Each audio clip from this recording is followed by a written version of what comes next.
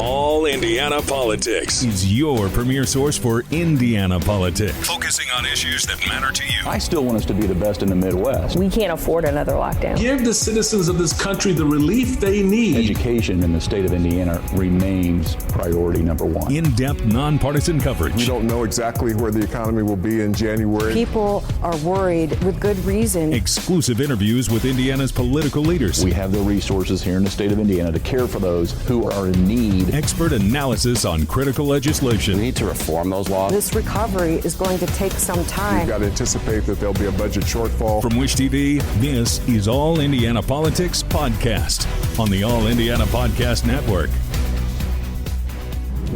Good Sunday morning. Welcome to another edition of All Indiana Politics. I'm Phil Sanchez, one of Indiana's newest members of Congress, already on the front lines of two major issues. Congressman Rudy Yakym was elected to succeed the late Jackie Walorski in northern Indiana. He has been named to the House Budget Committee and the Transportation Committee. This comes just in time for fights over the debt ceiling and the train derailment in Ohio.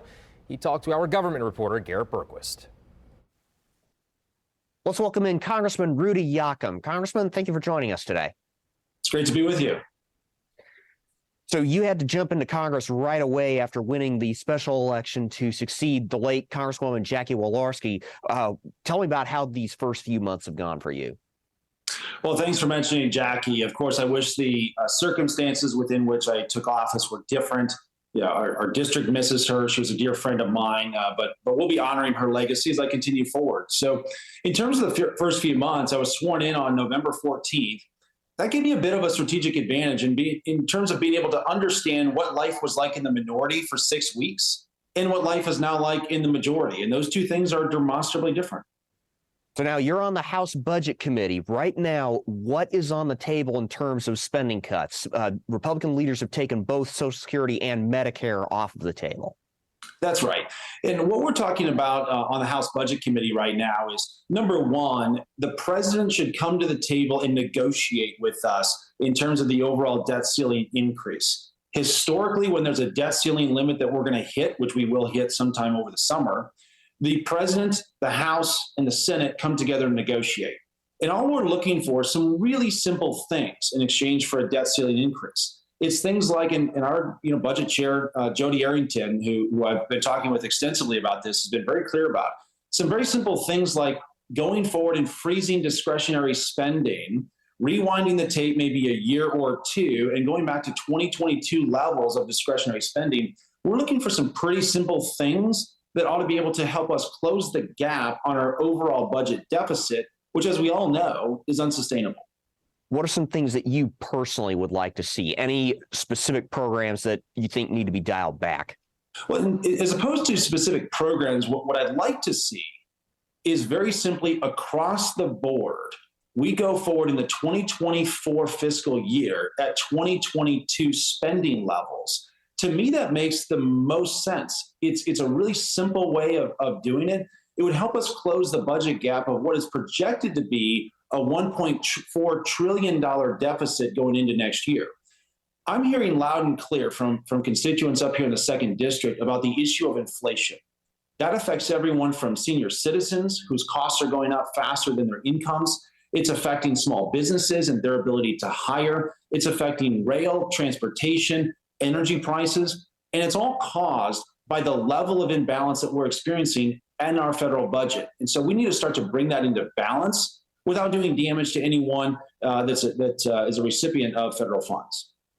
Why hold the full faith and credit of the United States hostage over these budget negotiations? Why risk the damage from a default? Well, let me be clear. We will not default on our debt. We have never done that before, and we will not do that through the course of these negotiations. That being said, it is appropriate for us to have a negotiation about what the future of federal spending looks like. The president should, and I believe that he will, come to the negotiating table and negotiate with House Republicans over what the level of spending will be going forward into the next year. There is a historical practice and a historical precedent that's been set, including by the president when he was vice president and even in the Senate, that we negotiate with each other. I think that that's what the American people expect, and that's what we'll deliver on. Now, you also serve on the House Transportation Committee. There are a number of rail lines that run through your district, including at least one that's operated by Norfolk Southern. Should Congress change the hazardous materials reporting requirement in light of the Ohio derailment? Well, first of all, our hearts certainly go out to the people in East Palestine. Their community was rocked in a way that few communities have been in the past by this train derailment. The administration, as well as Norfolk Southern, need to come together and work extensively on making sure that that repairs are done, not only to the rail line, but also that community is restored to the way it was prior to that train derailment. So let's start with that. Secondly, I think it's far too early to really actually understand what actually happened. There's a number of people that have jumped to conclusions on both sides of the aisle, as well as the administration. And I think what we need to do is make sure that we fully understand what's happened, why it's happened, and what we need to do to prevent it before we jump into solutionizing, which is the natural and easy thing to do early on after a tragedy like this. Should people who live near railroad tracks be concerned about something similar happening? Well, I think Americans are right to be concerned across the board. There are a number of unanswered questions as it relates to this derailment. We need answers not only from Norfolk Southern, but we also need answers from the administration. We need to see a plan from the administration on how we're going to clean this up and what we're going to do to prevent something like this from happening in the future. News 8 has learned that railroads don't have to report flammable liquids unless a train has at least 35 cars in it. Should that be changed? Well, again, I think that we need to really understand what caused this accident to happen. If they would have had to report it, would that have prevented this accident from happening? I don't think so. There's no evidence so far to show that a different regulatory environment would have prevented this accident. What I'd like to do is wait for the report to come out, understand what actually happened, and then look at the leading indicators that we can change that would have actually prevented the accident from happening. Sometimes in government, we have this itch to go and do something right away. And oftentimes the things that we do, they might make us feel better, but they don't actually resolve it and they don't actually prevent it from happening again. I'd like to find out what actually happened and then get into understanding what we need to do to prevent it from happening again. Do you foresee the House Transportation Committee holding some serious discussions about that based on whatever the NTSB finds in its final report? I do. So I'm also on the Railroad Subcommittee on the Transportation Infrastructure Committee. We actually received a briefing, a bipartisan briefing last week on some of the things that we know so far in this. And I expect that this will be a big issue for quite some time within not only the Transportation Infrastructure Committee, but even more so the Railroad Subcommittee that I do serve on. Tell me a little bit more about some of the things that came out of that briefing. They talked about, the fact that Norfolk Southern has now come to the table and they're calling for a complete restoration of the town. Norfolk Southern's committed to doing that. And one of the things that we'll be doing on that Railroad Subcommittee is just making sure that Norfolk Southern follows through with that. They've also talked about the fact that the federal government is now getting more engaged. I personally thought, and a number of people thought, that they were a little bit late to the game, but the federal government's now getting more engaged with some of our federal agencies that exercise oversight on safety. And there's a number of federal regulators and inspectors that are on site right now to better understand and determine what happened. All right, coming up, the Indiana House has approved its version of the budget. In their own words, hear how top budget writers want to spend your money over the next 2 years.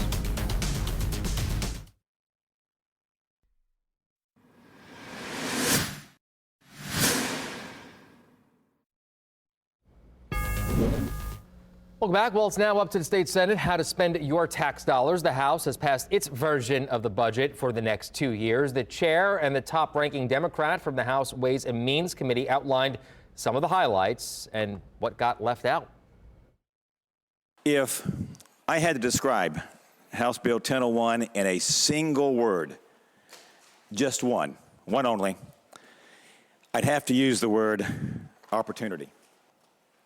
It's opportunity for students, for families, for adults, for Hoosiers to improve their lives and have a brighter and better future. It decreases the tax cut or the tax rate. The tax cut right now in code, it has several provisions and it has to be certain things here and there. It just makes it flat happen. Beginning January 1 of 2024 to 3%, and in January 1 of 26 to 2.9%. Saving Hoosiers over $470 million over the biennium, $2 billion for K-12. And about $1.6 billion of that goes through the funding formula. $700 million additional in FY24 and $875 in FY25 for a grand total of about $1.6 billion through the formula. Increases the foundation by 4% the first year, 0.7 the second. Want to note the complexity index for the first time since I can recall actually increases at a higher percent than the foundation. We increase the special education grants by 5% each year. The budget is unreasonable because the stated promise to provide real great school funding formula for traditional schools, from our perspective, was not honored. It was not honored because even though we talked about tuition support increase about $9 billion, the allocation of those dollars do not go direct, a lot of those dollars are directed to non-public, non-traditional public schools. Traditional public schools had an unfunded mandate in 1001 will require schools to not only, and once you catch this, not only pay for textbooks out of the revenue they receive, but also the free and reduced lunch textbook that the states had picked up. Now the local school corporations are responsible for those dollars. The budget is unreasonable, ladies and gentlemen, because it leaves much to be desired another 2 years of having money, nothing being done to provide anything for the human infrastructure here within the state of Indiana. It doesn't help support individuals in their jobs, the assurance that their children can care for positions. It doesn't help with economic development from our perspective in a meaningful way to help move things into the future. We have, with this budget, which is an unreasonable budget, a missed opportunity, so many dreams deferred and denied because of the minimal contributions of this budget. I just want to ratchet back what we did over here and ask the Senate to help us do that. Turn it back a little bit. All right, coming up, Indiana's best political team examines the budget, legislation on transgender youth, and the Ohio train derailment.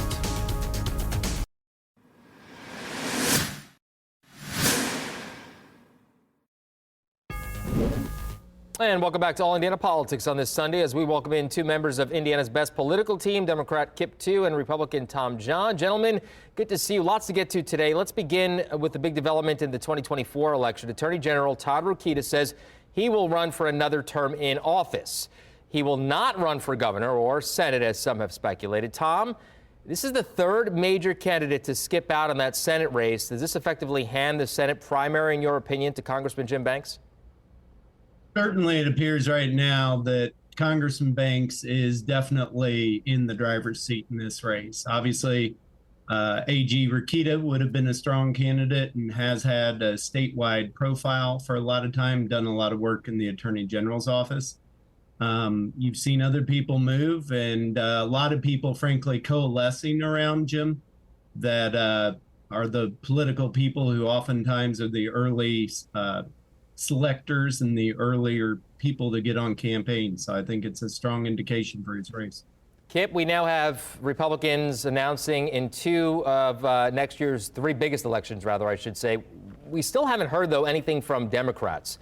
Could this hurt Democrats' image going into the election, particularly among swing voters?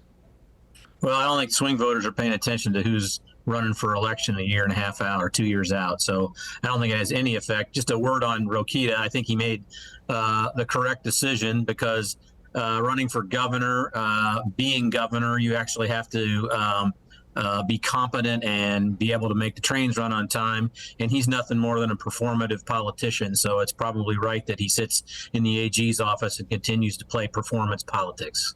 Should we expect Democrats' announcements when the legislature ends? Yeah, I would say that's probably right. We'll probably have at least one person not announce they're running for governor. Could be a couple more. I know there's several people looking at it. Yeah, go ahead. No, that's right. That's it. Well, as far as Todd Rokita goes, though, Kip, and since you brought him up, he's currently under investigation, as you very well know, by the disciplinary board for his investigation into the doctor who performed an abortion on a 10-year-old rape victim from Ohio. Does that give Democrats, Kip, any leverage here? It could. We'll have to wait and see what the results of the investigation are. But I mean, Todd Rokita is a classic Trumpian performative politician who doesn't do his job seriously, and he's only interested in getting headlines and playing to his base. He's not really that interested in being an effective attorney general. Tom, depending on what the board decides, if anything, could this hurt Rokita's bid for another term? I mean, obviously you can't comment on disciplinary actions or what's gone on there, but, regardless, I think that Kip isn't quite fair with the AG's record. I mean, he's got a record of serving the state as Secretary of State, as a member of Congress, and has been somebody who's been active bringing $1 billion back to the state of Indiana with regard to various actions he's taken on behalf of the state and Hoosiers. So I don't think at the end of the day it's going to affect it. And, at the end of the day, too, you got to have somebody to beat somebody. And I don't see anybody on the Democrat side stepping up to actually take him on.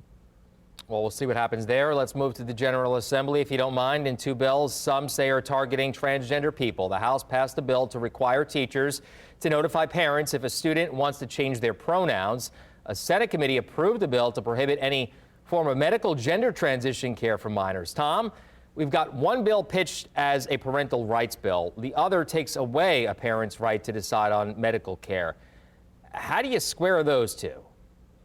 Well, that's what happens when bills cross the legislative chamber or the atrium and go to the other house. I mean, the process in the legislature is a messy one, and different people are trying to represent different constituencies and taking testimony and taking insights from all of the people inside the hallways. I think we're a long way from it, and I think that conversation really comes up in about a month and a half, and right now it's too early to tell. Kip, I want to get your thoughts on that as well, but we did hear from some people who detransitioned and have serious health concerns. Should there be some additional oversight here? Well, what I hope happens, in the very least, is that that parents still have the ability to do what they believe is in the best interest of their child when it comes to these issues. They're very difficult. They're very personal, and they're very rare. And I think that we ought to leave it between the doctor, the parents, and the child as to what kind of medical services they need. I don't know that we're going to get there. The testimony was heart-wrenching on both sides, but the parents of the transgendered kids who testified, I think, is some of the most riveting and difficult testimony I've witnessed in all my years at the legislature. And I just wish the legislature would listen to those parents, because they were anguished. They spent years trying to do what the right thing is for their child, and for them to have to listen to saying, the decision you made is fundamentally wrong and we shouldn't let anybody else make it, to me is just awful. Let's move on to the budget, specifically school funding. Schools get more basic funding as well as greater complexity index funding. Voucher eligibility gets expanded dramatically, and it would end textbook fees. Kip, why not give more parents the option to send their children elsewhere? Well, fundamentally, I think vouchers violates the Constitution. I know the Indiana, it's the opposite. The courts have held opposite, but I think it mixes religion and tax dollars, and I think it's fundamentally wrong. And I think that, it shouldn't be, and we're going to expand it to people up to $220,000 income a year. And so basically we're going to have a complete third kind of education system in the state of Indiana. The upside might be that, Tom, I want to get you in here as well. 30 seconds left. Take us home. Sorry. Well, I think at the end of the day, the legislature is trying to invest in the most important asset we have, which is our children, and make sure parents have an opportunity to give their children the best opportunity to be the next great citizens of our state and ensure that we become and continue to be a great state in the union. All right. Gentlemen, good to see you. Always a good time. We'll talk soon, and we'll be right back.